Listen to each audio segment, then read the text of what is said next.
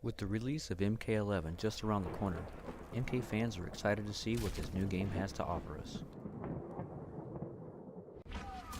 Here are the top 10 most requested features fans want to see in Mortal Kombat 11.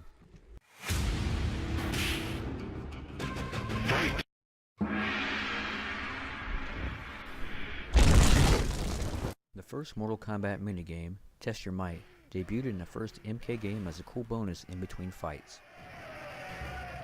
We wouldn't see it again until 2002 in MK Deadly Alliance, along with a new minigame, Test Your Sight.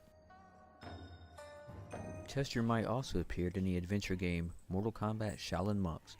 A variation of it also appeared in MK vs. DC Universe. It's most recently been in MK9 and MKX. But Test Your Sight hasn't been seen since MK9 in 2011. We're hoping that both see a return in MK11.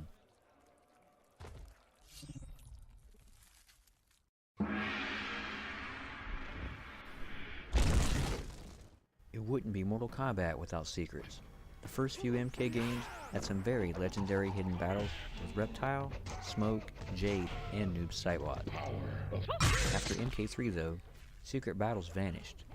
Luckily for us, those secrets made a return in MK9. Round 1, fight! And they even tossed us a few in MKX. Let's hope they continue that with MK11.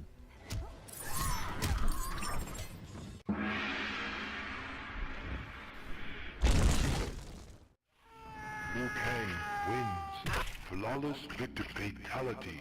Stage fatalities have been a staple since the very first MK game. Besides Deadly Alliance, every MK game has had some kind of stage fatality.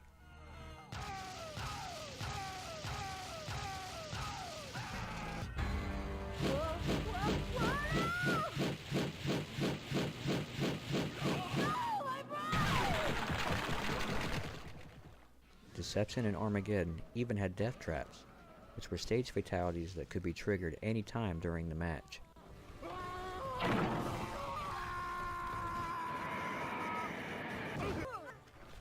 MK9 by far had the most creative, and it also had a staggering amount of stage fatalities that you could do.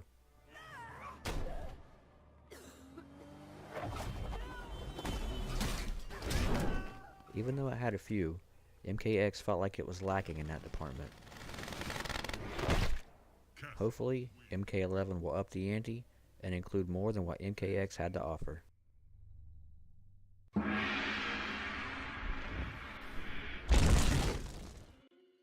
Mortal Kombat and secrets go hand in hand, and as early as MK1, cheat menus were a big feature in home versions of the games.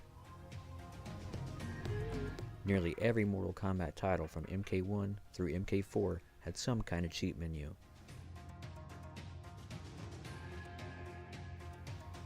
Although MK9 featured the return of the code bar from MK3, actual cheat menus seem to have vanished around the time of MK Deadly Alliance, and have yet to be a feature in an MK game ever since.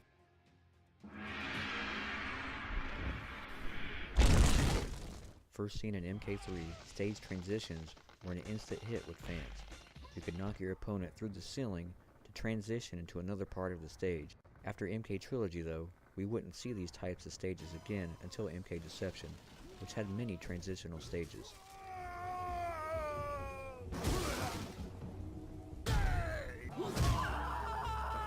MK Armageddon kept it going by adding a ton of these stage types. The follow-up to MK Armageddon, MK vs. DC Universe, was the last MK game to feature big stage transitions. So it's been over 10 years since we've been able to smash someone into the next room.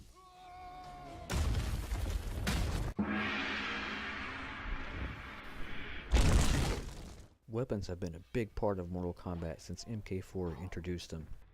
MK4's weapon system was great, as you could disarm and possibly pick up an opponent's weapon. They could even be tossed across the stage. Weapons made a return in MK Deadly Alliance, Deception, and Armageddon, but were used as standalone fighting styles.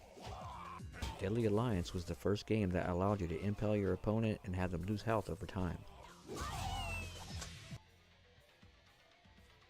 This will be easy. Since MK9, a character's weapon has been utilized into their fighting variation, similar to Deadly Alliance, but much more limited. If only we could knock Jade's staff out of her hands.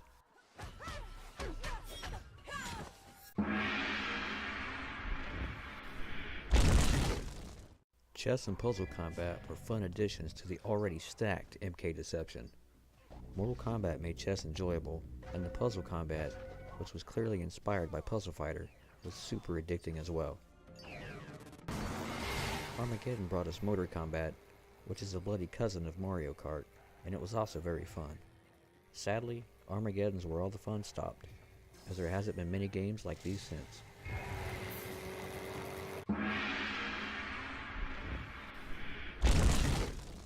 The first new finisher type since the Brutality in Ultimate MK3, the HARA KIRI made its only appearance in MK Deception. This new finisher allowed you to finish yourself before your opponent had the chance to.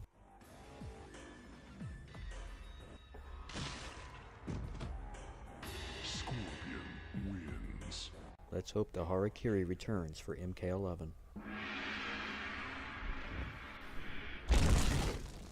First seen in MK Deadly Alliance, Conquest mode was originally a trading type of mode which allowed you to play as a character while learning their moves, fighting styles, and even some info on their stories. MK Deception would take that a step further. It maintained those training aspects, but would also give us big worlds to explore. We could interact with people, go on missions, and even unlock secrets, all while telling the story of new warrior Shujinko. Do not be afraid. Armageddon kept that going, but made the world feel more open. It was also the last game to feature Conquest mode, as the latest games now have a basic story mode filled with cutscenes and fights in between. MK fans have been begging for Conquest to return.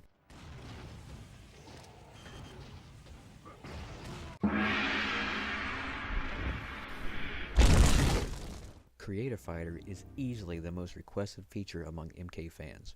Its only outing was in MK Armageddon. Though it seemed limited at first, it was actually pretty deep for its time, as people are able to make characters from other fighting games, comic book characters, and even celebrities. Fans spent literally hours recreating their favorite characters. Some even came up with amazing original designs. As if dressing your character, picking your combos and special moves, and even naming your fighting styles weren't enough, you could even write your character's biography. Create a Fighter has been requested by many fans ever since, but we have yet to see it return. And with the news that MK11 may have a gear system similar to Injustice, we may not be seeing Create a Fighter this time around. However, with the recent popularity of Soul Calibur's Create a Fighter, it wouldn't surprise me if we see this long-awaited return in the next MK title.